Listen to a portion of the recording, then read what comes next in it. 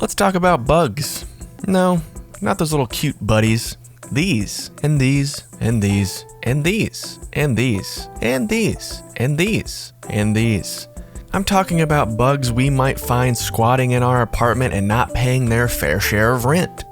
Well, hello there, friend. I'm Handy Dan, one of the top-rated handy people in all of New York City. While I'm not an exterminator, I am pretty good at helping prevent these unwanted guests from making your beautiful home their own.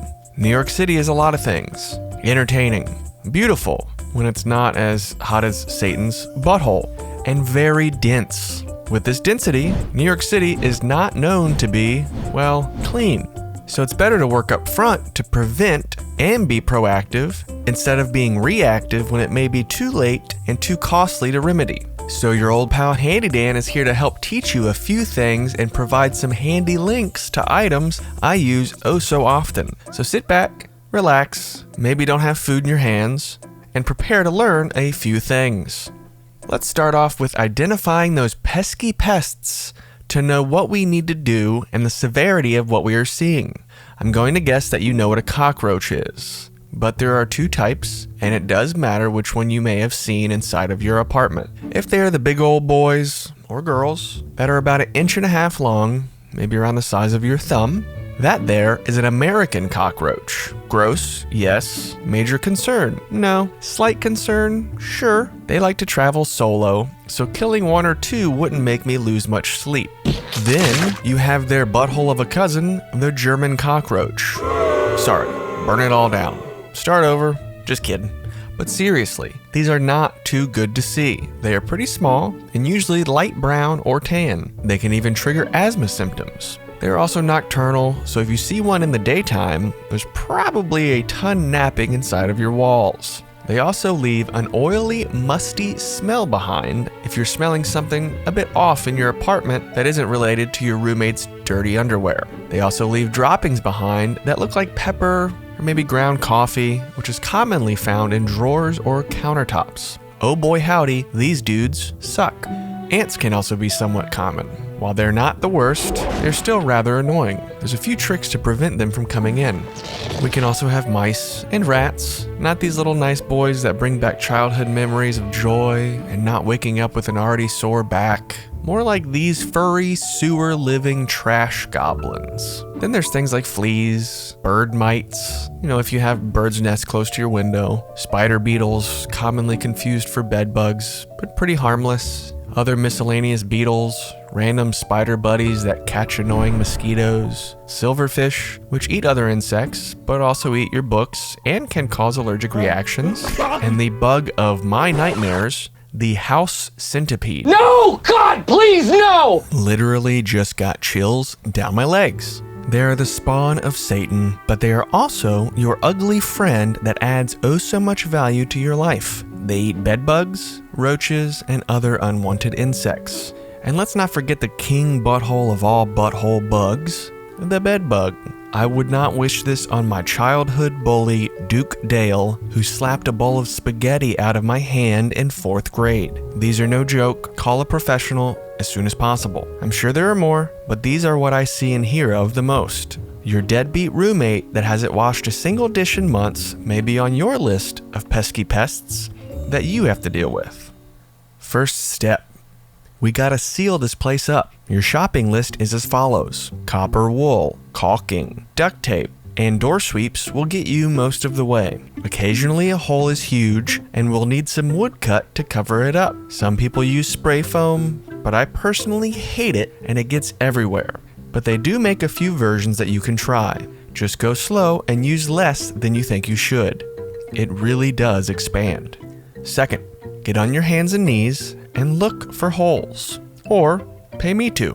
Under sinks, behind the stove, behind the fridge, behind the dishwasher, if you're lucky to have one, behind the toilets. Look for cracks in your baseboards, gaps under your doors, gaps in your windows, cracks in the floor.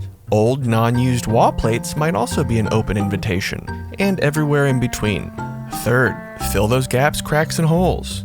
The goal is to be as tight as your dad is during the summer when he won't let you touch the thermostat to lower the AC a few degrees. We want to be the hardest apartment to access in the building. Bugs look for easy access points. Don't give it to them. So we're all sealed up. Now what? Well, now we need to change a few of our habits. Some are easy, some you may think go too far. I've lived in multiple ground level units with yards in Manhattan, and after sealing up and implementing these things, we've had almost zero issues. There's always going to be something. Food and water. That's what the roaches and mice want. So you need to get that kitchen sink clean and dry at night and finish your dishes, like Mom told you. Or, if you've had one too many margaritas at Margaritaville in Times Square and you're not up for the task, just put the dirty dishes in the fridge until you nurse your hangover the next morning. Standing water is also bad. They're thirsty like you are for water after having one too many margaritas at the Margaritaville in Times Square. Trash. Ooh, those trash goblins love them some trash. In our house, we have the normal big trash can for everything that is not soiled with food. We use old grocery bags or Amazon bags to toss food scraps in, and before bed, I take that little bag out to the trash in front of my building. This is sometimes annoying, like last night during a torrential downpour, but I prefer getting wet over sleeping with roaches.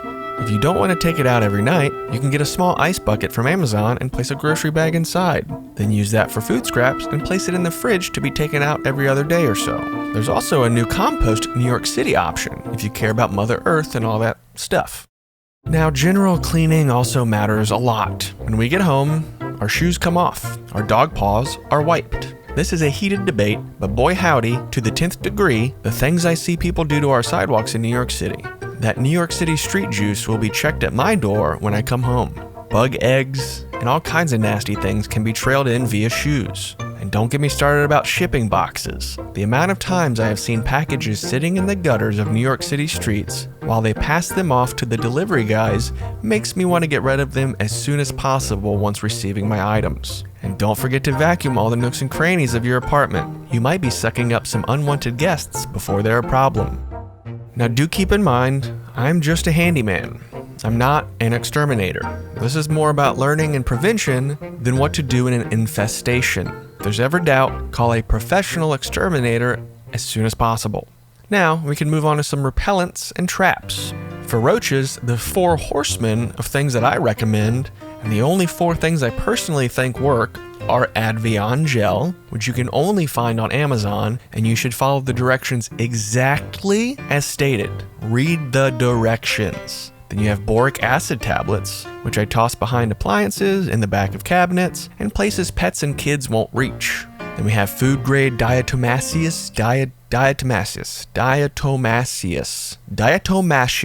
earth, also behind appliances and sometimes inside of outlets behind the covers. But be certain that the power is off before removing an outlet cover, and be sure not to go too crazy with the amount. You're mainly trying to get it into the wall cavity, and you're using this as an entry point.